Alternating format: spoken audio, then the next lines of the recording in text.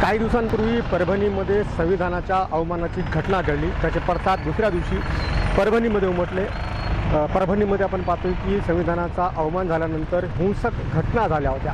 त्या घटनांचे पडसाद नंतर नांदेड जिल्ह्यात म्हणजे परभणीच्या शेजारी असलेल्या नांदेड जिल्ह्यात देखील उमटलेले होते। ज्या दिवशी संविधानाचा अवमान झाला त्याच्यानंतर सातत्याने नांदेडमध्ये आंदोलनं झालेली आहेत। वेगवेगळ्या पक्षाकडून संघटनांकडून निदर्शनं झालेली आहेत, आंदोलनं झालेली आहेत। याशिवाय वेगवेगळ्या तालुक्यांमध्ये संविधानाच्या अवमानाच्या निषेधार्थ बंद पाडण्यात आलेला आहे। मागच्या 2-3 दिवसापासून देगलूर तालुक्यामध्ये बंद पाडण्यात आला, मुदखेडमध्ये बंद पाडण्यात आला, धर्माबादमध्ये बंद पाडण्यात आला, अशा वेगवेगळ्या तालुक्यांमध्ये बंद पाडण्यात आला होता। शिवाय वेगवेगळ्या संघटनांकडून पक्षांकडून जिल्हाधिकारी कार्यालय असेल इथे आंदोलनं देखील करण्यात आली, निदर्शने देखील करण्यात आली।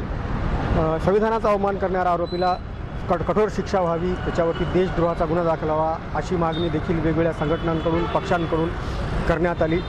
त्या दरम्यान नांदेडमध्ये कुठलाही मोठी घटना घडू नये यासाठी पोलीस दल असेल किंवा जिल्हा प्रशासन असेल यांच्याकडून दक्षता घेण्यात आली। वेगवेगळ्या पक्षांच्या पदाधिकाऱ्यांना बोलून शांतता समितीची बैठक बोलवण्यात आली। वेगवेगळ्या धार्मिक गुरूंना बोलून देखील त्यांची शांतता समितीच्या बैठक त्याच्यामध्ये बोलवण्यात आली होती। त्यामुळे मागच्या परभणीमध्ये ज्या घटना घडल्या त्याचे हिंसक असे कुठले पडसाद नांदेडमध्ये उमटले नाही। मात्र काल परभणीमध्ये आपण पाहतोय की न्यायालयीन कोठडीमध्ये एका व्यक्तीचा मृत्यू झाला। त्याचे पडसाद देखील आता परभणीमध्ये उमटत आहेत आणि त्याचेच पडसाद नांदेडमध्ये देखील आपल्याला पाहावास मिळत आहेत। काल जी परभणीमध्ये घटना घडली, ज्या व्यक्तीचा न्यायालयीन कोठडीमध्ये मृत्यू झाला, त्या घटनेचा निषेध म्हणून नांदेडमध्ये आज बंद पुकारण्यात आला।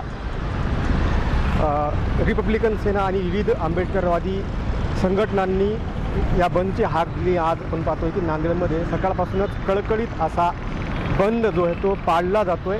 आता मी आहे नांदेडच्या फुले मार्केट या बाजारपेठेत। अत्यंत वर्दळीची ही बाजारपेठ असते, मोठ्या प्रमाणामध्ये व्यापार या बाजारपेठेमध्ये होत असतो। मात्र सकाळपासून ही बाजारपेठ पूर्णतः बंद आहे, वाहनांची वर्दळ तितकी सुरू आहे।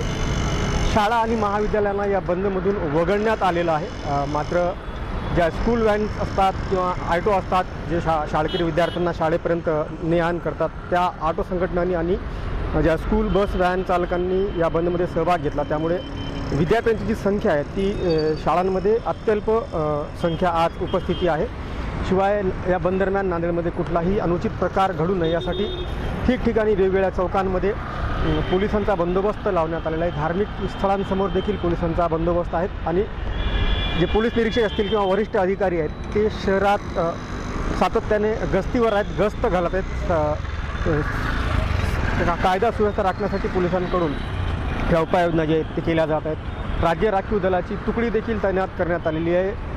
दंगा नियंत्रण पथक असेल, जलद कृती दल असेल, यांना देखील सतर्कतेच्या सूचना देण्यात आलेल्या आहेत। अनुचित प्रकार जर घडला तर तातडीनं नियंत्रण मिळवता आलं पाहिजे या हेतूने पोलिसांची ही तयारी आहे। याशिवाय संवेदनशील भागामध्ये देखील पोलिसांचा कडक असा बंदोबस्त लावण्यात आलेला आहे। या बंद दरम्यान कुठल्याही पक्ष किंवा संघटनेला मोर्चा काढता येणार नाही आहे किंवा आंदोलन करता येणार नाही, तशी परवानगी पोलिसांनी नाकारलेली आहे।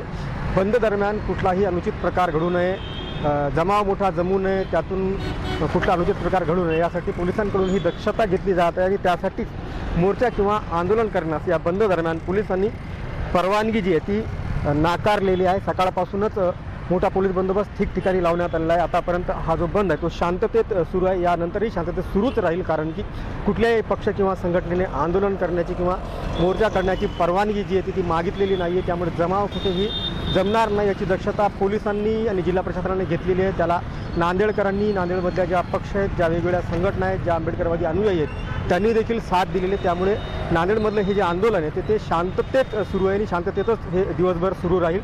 याशिवाय एस टी विभागाकडून देखील विशेष दक्षता या बंद दरम्यान घेण्यात आलेली आहे। परभणीकडे जाणाऱ्या ज्या एस टी फेऱ्या आहेत तर त्या कालपासूनच बंद करण्यात आलेल्या आहेत, कारण की आपण पाहतोय की जेव्हा अशा पद्धतीची आंदोलनं असतात, बंद असेल किंवा असं किंवा कुठलं आंदोलन असेल तर तेव्हा जे काही समाजकंटक असतात ते विशेष करून सरकारी जी मालमत्ता आहे त्यांना नुकसान पोचवतात, त्यांना टार्गेट करतात। यापूर्वी देखील अनेक वेळा बसेसवरती दगडफेकीच्या घटना घडलेल्या आहेत। त्यामुळे एस टी विभागाकडून सातत्याने अशा पद्धतीने दक्षता घेतली जात आहे आणि एस टी बसेस जे आहेत आजच्या दिवशी परभणीकडे जाणाऱ्या बंद ठेवण्यात आलेल्या आहेत। सकाळपासून चांगला प्रतिसाद नांदेडकरांचा या बंदला आहे. दिवसभर देखील अशाच पद्धतीने हा बंद राहील आणि शांततेत हा जो बंद आहे तो यशस्वी होईल.